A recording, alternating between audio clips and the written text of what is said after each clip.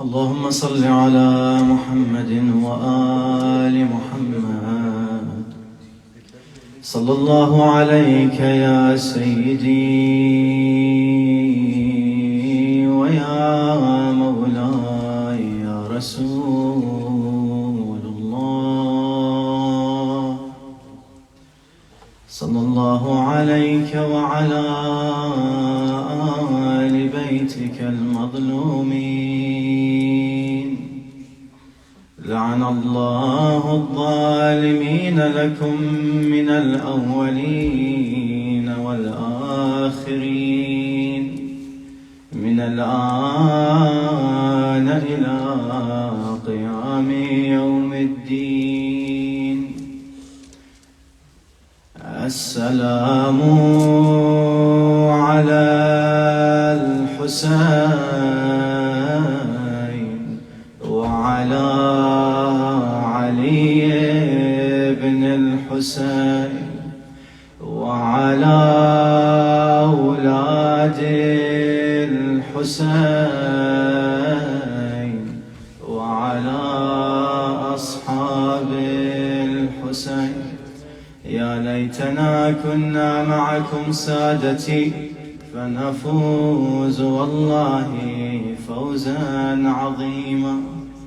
يا مولاي يا صاحب الزمان العجل العجل، اللهم كن لوليك الحجة ابن الحسن صلواتك عليه وعلى آبائه في هذه الساعة وفي كل ساعة وليا وحافظا وقائدا وناصرا ودليلا وعينا، حتى تسكنه أرضك طوعا وتمتعه فيها طويلا برحمتك يا أرحم الراحمين.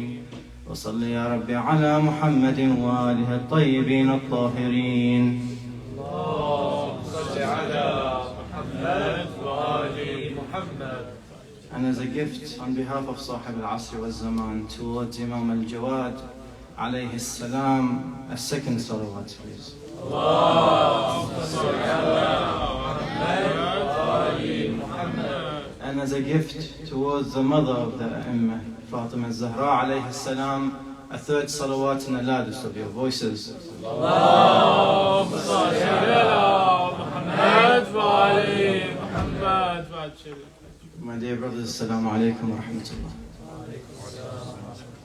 We begin by sending our condolences to Sahib al-Asr wal-Zaman, Ajjalallahu ta'ala farajahu al-Sharif, on the martyrdom anniversary of Imam al-Jawad alayhi salam. And today we'll be looking at the life of Imam al-Jawad, the miraculous birth, or why the significance of his birth, what is the significance of his birth, and how long he lived, what age did he die in the way that he was killed, and what questions was he able to answer, and in what context were they answered.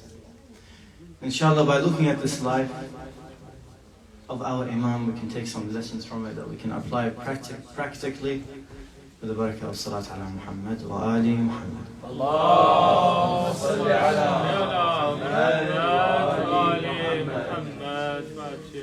Imam al-Jawad alayhi salam, his name is Muhammad, the son of Ali al-Rida. The title that he's been given is Jawad. And if you want to, which means the generous. I've spoken about it before. In Surah Maryam, there are the first beginning letters, which people have said that these letters, we don't know what the meaning behind it is. Kaf, Ha, Ya, Ain, Sad. After this, in Surah Maryam, the first ayah is a bunch of letters that we don't really know the meaning behind. There is a hadith that indicate that the meaning of these letters are attributed towards the Ahlul Bayt. And some have said that Kaf is Karbala, Ha is something, and towards the end of it. However, brought the research or the finding of Sayyid Sami al-Badri, Allah yahfazah inshallah, who has said that Kaf Ha Ya Ain Sad has a number attached to each letter. What do I mean? I mean the letters of Abjad. The letters of Abjad, basically, a bit of background on Sayyid Sami al-Badri for those that weren't there last time. Sayyid Sami al-Badri knows English, French. He then learned Hebrew, and then he learned the old languages of Aramaic and the Sumerian language, which in Arabic is Sumeria. The Sumerian language, which is one of the first civilization, if not the first civilization to exist.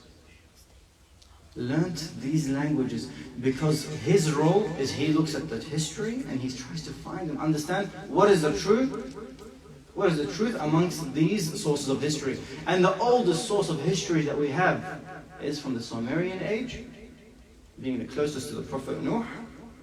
And then after that you have from the Torah, which was in Aramaic and Hebrew. So he studied them both. And then we have the Quran, which authenticated some and dismissed some others. So he studied these languages in order to be able to derive certain findings which are quite new. And one of those findings is the understanding of Kaf Ha Ya Ain Sad. Wallahu a'lam what they truly mean. However, he said, in those old languages, they never had numbers. In fact, what they used instead of numbers were letters, and each letter had a value. Allama Tabatabai, rahmatullahi alayh, he also spoke about Huruf Abjad with his students. In Sayyid al-Tahrani, and it's a reference of the shining sun. You can see what he mentioned, that even Japanese and Chinese history, they also used the letters of Abjad, where they give a value to a letter. Nonetheless, that's just a bit of background. Kaf Ha Ya Ain Sad, if you look at the value of it, the numerical value of it, and you add them all together, you come up to the number 195.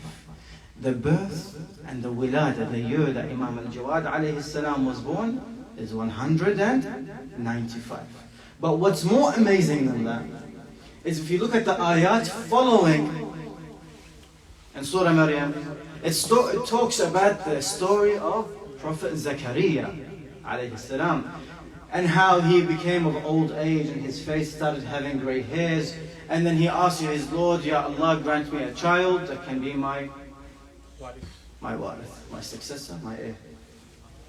And then the response in the Quran is, we have granted you a child with the name of Yahya. The same story, if you look at the father of Imam al-Jawad alayhi salam, which is Imam al-Rida alayhi salam, he was of an old age and he did not have any children. And this caused speculations among the Shia of that time when they were looking at him, and especially the group of Waqifah, a group of people that stopped believing in the Imams after Imam al-Kadhim. They said, no, there's no more Imams after Imam al-Kadhim. He's gone into Ghaibah, he's disappeared, and will come back after a certain amount of days. And they kind of shot themselves in the foot because they gave a specific number of days. So after that specific number of days, they kind of vanished because they're like, where's the Imam? So they shot themselves in the foot in that aspect. Nonetheless, these Waqifah were looking at Imam al-Rida, and we believe in our Aqidah that the Imam is complete, that he would have children, and that there is no limitations in his physical ability, and that he is to be a complete human. And so one of the things that they were looking towards Imam al-Rida is like, Imam al-Rida became of an old age and he didn't have a child.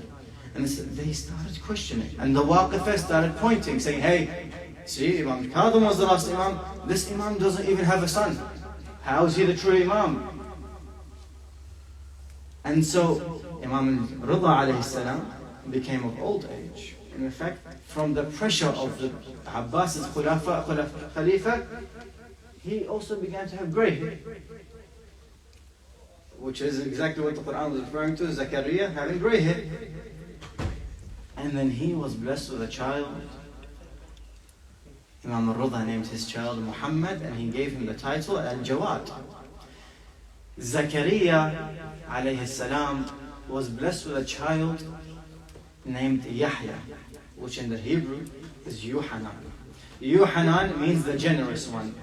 which means Jawad. So you can see the remarkable similarities between the story of Zakaria and Imam al-Rida and the birth of Yahya and Imam al-Jawad alayhi salam. And what's even more remarkable is that both of them were given the hikmah, the authority from a young age. Imam al-Jawad alayhi salam became the Imam at the age of 7 and a few months. This shook the whole foundation of some people where they were like, wait a minute. A 7-year-old has become the Imam. Some of them believed straight away. Some of them, khalas.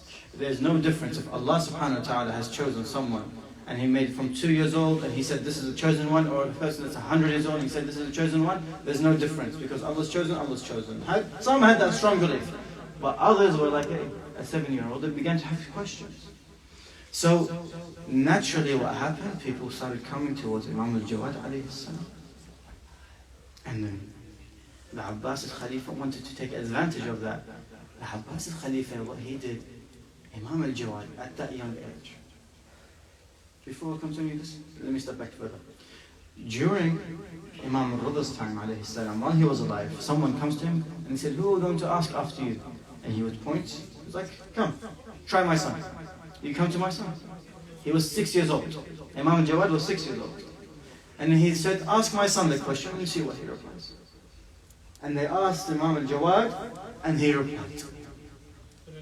Is this something out of the ordinary? For the Ahlul Bayt? No. For us it might be, wow, amazing. When Imam al-Jawad became the Imam, we said he became the Imam at 7 and several months.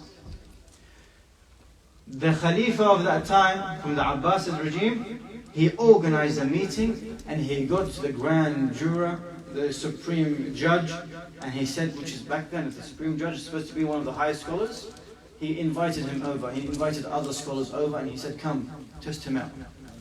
You guys are questioning me, and some even said that the Khalifa did this in order to taunt the Imam. They came and they asked the Imam. They gathered, and some, they say there was 80 people there, some say more.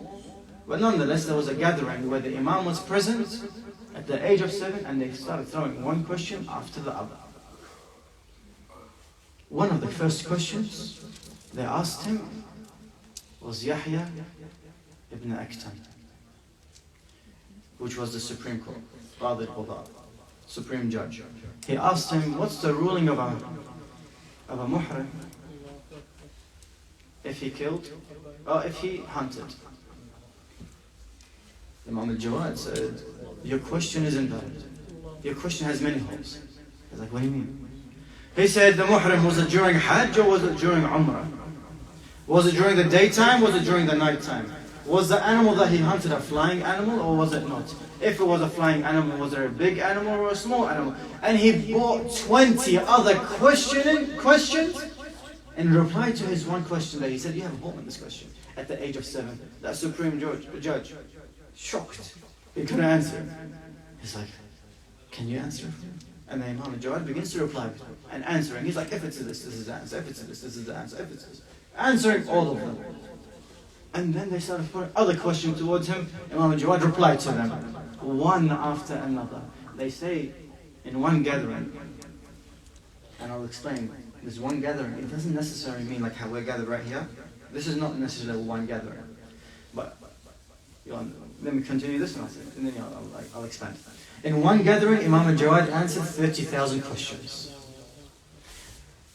One of our Ayatollahs explains, he says, this gathering is not necessarily a 12-hour seating in which he answered 30,000 questions. He's like, that's hard to accept. And that's understandable to people that are saying, man, 12 hours, 30,000 questions, okay. He says, but no, gathering in this context, it means it's like a course. In one course. A course can be 7 days, it can be 2 months, it can be several occasions. But it's still called one course. So the better translation is, in one course, Imam al-Jawad answered 30,000 questions. And the questions that he was receiving were from all different types. Some questions were religious, in order to do what? in either to taunt the Imam, to test the Imam, and to see if he's really the Imam or not. And other ones were Sunnah Shia questions. And they did that purposefully. And you will look back into this point to see how did the Imam answer these questions. And look at the way that he answered these questions. Remarkable. But what is... You see the role Imam al-Jawad begins to have. At the age of 7 and several months, he's announced as the Imam. This was unaccepted by the people around him, which was something completely shocking to them. But has it happened before? In the Quran, in Surah Maryam, there's a reference to Isa alayhi salam, Prophet Jesus alayhi salam, who had spoke in the cradle. Yahya also from a young age was announced as prophet. The Quran, one of the brothers came to me and he had a question, and he said that he replied, and he said that, for example, the wives of the Prophet Nuh and Prophet Lut have shown in the Quran to disbelieve. And he said that to one of the brothers from a different school of thought, and the guy's like, no, we don't use that aspect for these people that he's referring to, the ones that the Prophet married. What's the point of the Quran if you're going to say, no, I don't want that part? The Quran tells us these stories for what? The Quran tells us these stories of the past for what? Just for me to read it and gain hasanat and that's it? No, it's for you to take lessons from. Do you not think there's wisdom in what Allah subhanahu wa ta'ala has sent down to us? And then you call him al-Hakim. So when Allah subhanahu wa ta'ala has told us the example of Prophet Lut's wife and the example of Prophet Nuh's wife, I can definitely use that example and compare it with the wives of the Prophet if they fell in the same trap. Because I'm using the main point of reference, which is the Quran. So here I am again, using the main point of reference to explain that if prophethood was given to Isa alayhi salam in the cradle, then how can Imam not be given to the Imam al-Jawad at the age of 7 and a few months? Very possible, and the Quran is proof. If you reject it, rejecting the Quran now.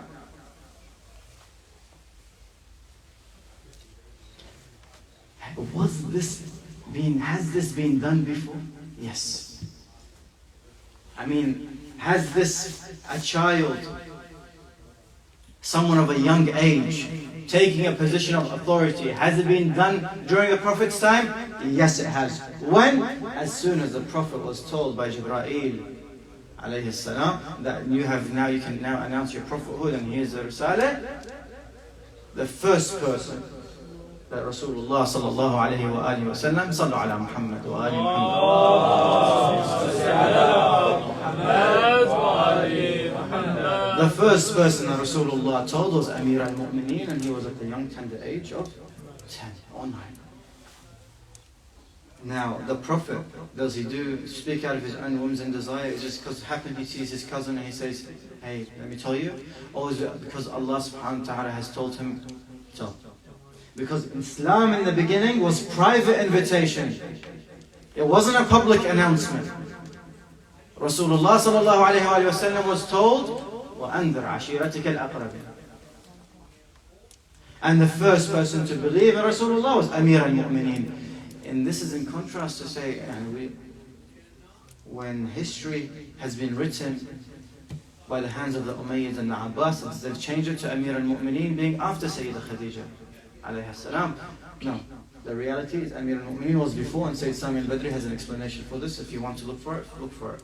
But basically the Abbasids come back from the uncle of the Prophet Al-Abbas. They wanted Al-Abbas to have something above Amir al-Mu'mineen. If Amir al-Mu'mineen was the first Muslim, if Amir al-Mu'mineen was the breaking down the door of Khaybar, if Amir al-Mu'mineen was the one that slept on the bed of Rasulullah, if Amir al-Mu'mineen is the brother of Harun, like Harun was to Moses, if Amir al-Mu'mineen is this and this and this, what can we give to Abbas? So they had to take something from Amir al-Mu'mineen. They have to give Faruq to one of them and Siddiq to another. They had to give this to this. They have to do this and this in order to bring Amir al-Mu'mineen down, so they can possibly say that my uncle or my father was like this. Everything. look back at history and you'll see the holes, and you'll see the ink stain and the pen that wrote, and the hand was the one that was writing it. Everything goes back to the Umayyads and the Abbasids and how they can benefit from it. To the degree that people believe that Muawiyah was the way towards heaven and cursing Ali was the way towards heaven. Why? Because the Umayyads were writing the history. Generations grew cursing Amir al-Mu'mineen in order to get closer to Allah. There's even some guy that goes on, you can find his YouTube clip saying that the Khawarij killed Imam Ali to get closer to Allah. Ya subhanallah.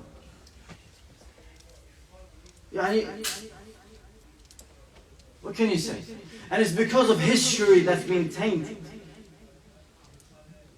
and perverted and changed that you begin to see the attack on Muslims.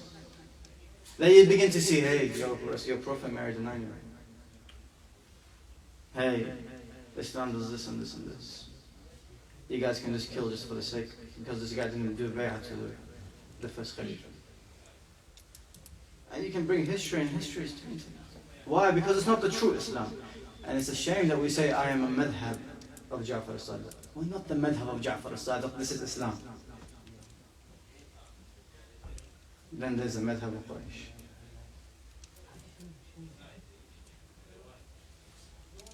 Imam al-Jawad alayhi salam, 7 years old, Amir al-Mu'mineen was told to accept Islam. And Amir al-Mu'mineen, a title given to him is Karramallah Wajh. By the people of Mecca, because they've never seen him bow down to an idol. So even before Islam, he was always a monotheistic religion. Nonetheless, the first to accept Islam, 10 years old. Rasulullah then tried again to destroy this feeling that the Arabian Peninsula had, that a person that's older has to be of authority. He wanted to get rid of that. How? Zayd.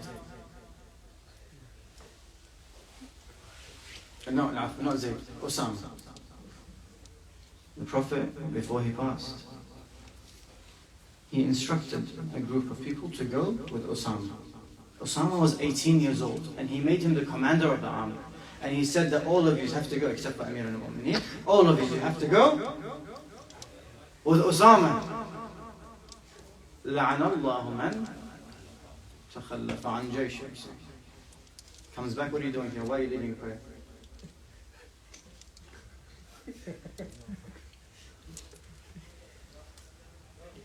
Rasulullah tried, 18 years old. But they didn't listen. And Amir al-Mu'mineen, when they said, when Rasulullah died and they chose their own Khalifa, what did they say to Amir al-Mu'mineen? You're too young. You're too young at the age of, 33? You're too young. How can you be in charge when the other one was 61 and another one was 51? How can you be in charge when those ones are older than you? So you see what Imam al-Jawad broke down? He broke down that someone older has to be an authority. And now comes a question. One of those gatherings that during Imam al-Jawad alayhi salam, there was a group of some of his pious followers and some other people that were questioning of the scholars. People that were of a scholarly background, they came and they were like, look, we're not sure. Imam al-Jawad is 7 years old. He has his uncle, Abdullah, the son of Musa, the son of Imam Musa, which means his uncle from his dad's side, the brother of Imam Rida alayhi salam. He said, let's go ask Abdullah, the son of Imam Musa alayhi salam, maybe he's the Imam. So they gather in the house of Imam Sadiq. Now, Imam Sadiq has passed. He's been martyred, but his house has been changed into a place of learning. So they went to the house of Imam Sadiq, and there was a mat, a large mat, around, I think they said 70 or 80 people. Nonetheless, a group of scholars came, and they asked Abdullah, the son of Imam Musa, alayhi salam, some questions to see, is he going to have holes in his argument? Is he going to reply properly? And they are all from high scholarly backgrounds. They asked a question to Abdullah and they said, he replied to them some questions, he didn't reply completely. And maybe even some of the questions he replied wrong. But his uncle, the uncle of Imam Jawad, was someone, he was a scholar himself and he's written books. Keep that in mind because I'm going to come back to it. These people that are sitting there like, no, he can't be the Imam. Because he didn't answer these questions right. We know the answer to this. Then suddenly the house of Imam Sadiq, when the door opened, and one of the people from the followers of Imam Jawad, he says, Abu Ja'far is coming in. 7 years old. But they referred to Imam Jawad as Abu Ja'far. He's coming in. Imam Jawad enters. They all stand up out of respect for him. And then he sits down, and they sit down, and then they begin to ask him the questions, and he replies, answering it, confirming and setting their hearts at ease. Yes, this is definitely the Imam. Look at the way he answered it. And then there's a small interaction between Abdullah, the uncle, and Imam al-Jawad. Imam al-Jawad says to his uncle, he says, how can you claim to be the Imam when you know someone is more worthy of it than you? And Abdullah immediately replies, forgive me, and you are the Imam. And he accepts and he takes his bay'ah. This here is similar to the position of Muhammad al-Hanafiyyah, Ibn al-Hanafiyyah, to Imam Zayn al-Abidin. Imam Zayn al-Abidin, the fourth Imam, the son of Imam al-Hussein alayhi salam. Muhammad ibn al-Hanafiyyah is the son of Amir al-Mu'mineen, but from Fatima al-Zahra. He, as soon as Imam Hussein passed, sent a letter to Imam Zayn al-Abidin saying that Imam Hussein has not left anyone as his successor. The Prophet has sent down Amir al-Mu'mineen, his successor. Amir al-Mu'mineen has made al-Hassan his successor. Al-Hassan has made you as his successor. And al-Hussein has not made anyone his successor. And I am older than you, so I will be the next successor. Writing this down. Imam Zayn al-Abidin replies, saying, my dear uncle, my father Hussein has announced my position as his successor before we left Mecca and Medina. And he also, 1 hour before his martyrdom, he also reminded my position and that I am the successor. And if you want proof of this, let us meet at the Hajar al-Aswad in the Kaaba, and let the Hajar al-Aswad testify to who is the true successor. They were close, they were both in Mecca. So he agreed, they went to Mecca, they went to the Kaaba. Then Imam Zayn al-Abidin makes a dua, and the Hajar al-Aswad begins to speak, a mirror. And it says that Imam Zayn al-Abidin is the next Imam. What does Muhammad ibn al-Hanafiyyah reply? He says, forgive me. Asks for forgiveness. Forgive me, and you are the Imam. This here was made to tackle this person that's older is supposed to be the authority. It was between them an agreement that people were going to go to Muhammad ibn al-Hanafiyyah and be like, you're older, you're deserving of more, you're the son of Amir al-Mu'mineen, the son of an Imam, you must be the next one. Hassan and Hussein were brothers, you're also a brother, you're alive. So he tackled it in this way, to show people, because if you look at anyone that the Imams proved wrong, what did they call them straight away? They called them that you're a sorcerer. This is witchcraft. However, when Muhammad ibn Hanafiyyah was proved wrong, what did he do? He took the hand of Imam Zayn al-Abidin and he accepted him as the Imam. And he announced that you're the Imam. You see, the same thing happened with Imam Jawad alayhi salam and his uncle Abdullah. Imam Jawad alayhi salam lived under very tight supervision. In fact, the Khalifa of that time, he forced Imam Jawad to marry the daughter, to marry his daughter. So the daughter of the Khalifa was married to Imam Jawad alayhi salam. And what does this do? It gives the Khalifa a spy that's inside the house. Every single move. They say, our ulama, they say, if you want to know if a person is truly a mu'min, how are they in public, we always might say, oh, this guy's a mu'min, he looks like a nice guy, he's respectful. But how is he inside the house? That's why if you can see his wife praying behind him, no, that he's a good mu'min. Because if the wife knows the Sharia law and this mu'min, if he does this sort of action,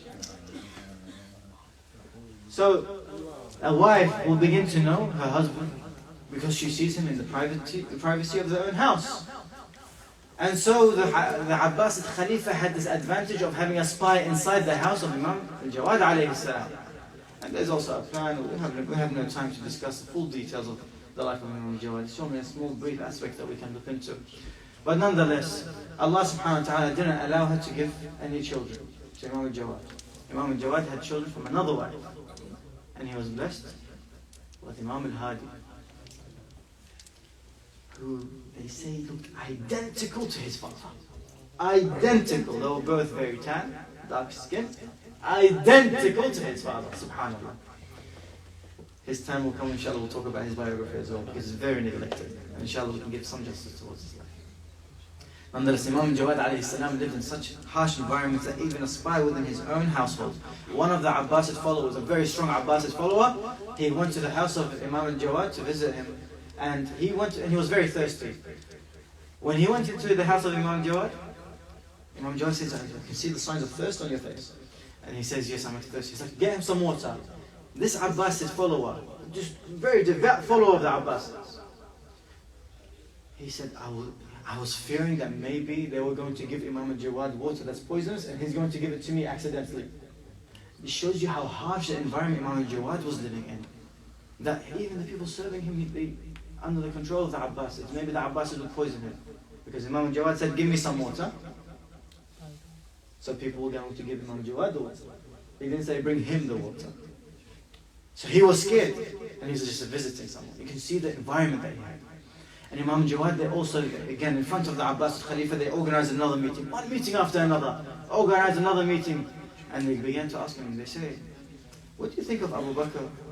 And how the angel Jibreel came down and said, can you ask, asked Rasulullah, can you ask Abu Bakr if he's radhi and he's accepting with Allah subhanahu wa ta'ala? What do you think?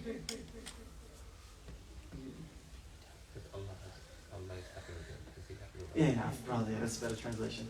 He says, Angel Jibreel came down to Rasulullah and said, can you ask Abu Bakr if Abu Bakr is happy with Allah? Imam Jawad was in a very tight situation in an aspect. They're trying to get something from him. Imam Jawad says, look, there's an issue in that. And we can't accept it. Because in the Quran is the basis for everything. In the Quran says Allah is closer to us than our own jugular vein. And Allah knows everything, even the whispers inside our own hearts. So how can He be sending an angel to find out if one of His creation is accepting, is happy with Him? Obviously Allah subhanahu wa ta'ala knows, so this question is invalid. How can you accept something? The guy's like, yeah, no, he can't accept that. And then again, what do you think of Abu Bakr and Umar being the chiefs of the old men in paradise? That's where that came from. Imam Jawad says, again, there's an issue in that, because we know in paradise, everyone is of youth. Everyone is a youth. So how can they be old? And the chief of the old one, there's no old people, so therefore this one I can't accept as well. One after another. What do you think of them in this? What do you think of them in this?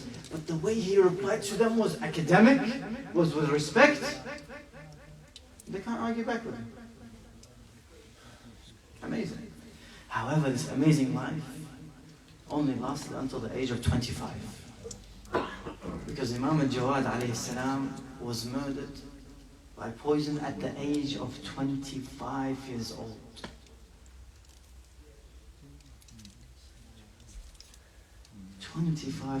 And how was he poisoned? They say there's two versions. One, they say is his wife gave him grapes that were poisonous.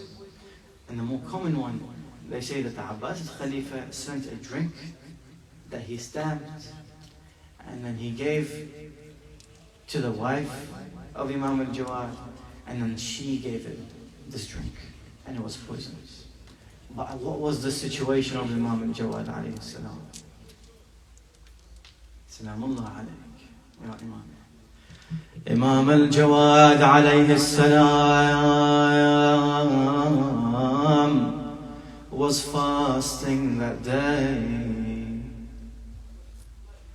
And then his wife comes to him with a drink, poisoned, and giving it to him to break his fast. Look at how treacherous this woman is. She gives the Imam the drink that's full of poison. The Imam drinks it and begins to feel the effects of on his body immediately, burning him from inside. She then closes the door on Imam al-Jawad alayhi salam, locks the door and denies anyone access towards the Imam. See, there's a similarity between him and Imam al-Hasan alayhi salam, because both their wives poisoned them. And then there's another similarity. Imam al-Jawad alayhi salam remained feeling the illness and feeling the pain of the poison for 3 days. He couldn't handle it anymore. His body began to get weaker and weaker day by day. He managed to go towards the rooftop of his house in order to call out for help, for he was locked and barricaded in his own house, and he remained thirsty for 3 days, unable to move. What does this remind you of? Which other Imam was left thirsty and was left that the sun touched his body for 3 days? Assalamu alayka ya Aba Abdullah. Imam al-Jawad alayhi salam on the rooftop of his house. He stretches his arms, he stretches his legs, and he takes his final breath. أيها المؤمنين, Imam al-Jawad lied lifeless on the rooftop of his house. Now let me take you to Karbala, when Abu Abdullah al-Husayn was lying down lifeless on the plains of Karbala. But how did they treat the body of Imam al-Husayn, Salamullahi alayhi? For first, while he was still breathing, Shimr la'natullahi alayhi came and put his foot on the chest of Imam al-Husayn. I want you to understand, this chest has been suffering arrows and spears and swords and strikes from all angles. Then Shimr comes and puts his foot on top of that. Imagine the pain of Imam al-Husayn. Shimr la'natullahi alayhi then grabs the beard of Imam al-Husayn alayhi salam and begins to strike the head of Imam al-Husayn. They say 12 times, until he cuts off the head of our beloved Imam. He puts it onto a spear and then he parades it in front of everyone. Imagine the daughter of Imam al-Husayn as she looks from a distance and she sees the head of her father. But then after that, I want you all right now, just beat your chest just like this. All of you right now, just beat your chest just like this. You hear that sound? Imagine that's the sound that Sukaina was hearing when the horses were trampling on the body of Imam al-Husayn. For they sent the horses to trample on the body of Imam al-Husayn, sending his body from one place to another, tearing his body into pieces, that when Imam Zainul Abidin 3 days later had to come back, after the sun was burning the body of Imam al-Husayn, he had to come and gather it onto a mat made of straw, because he found one finger somewhere, one part of the body of Imam al-Husayn somewhere else. Inna lillah وإنا إليه راجعون وسيعلم الذين ظلموا أي منقلب ينقلبون والعاقبة للمتقين. اللهم صل على محمد وآل محمد.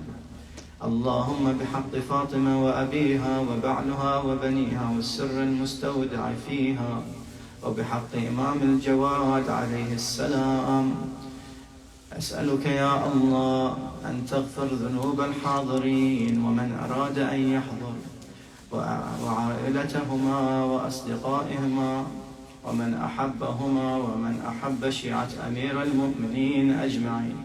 إلهي طهر قلوبنا واقض حوائجنا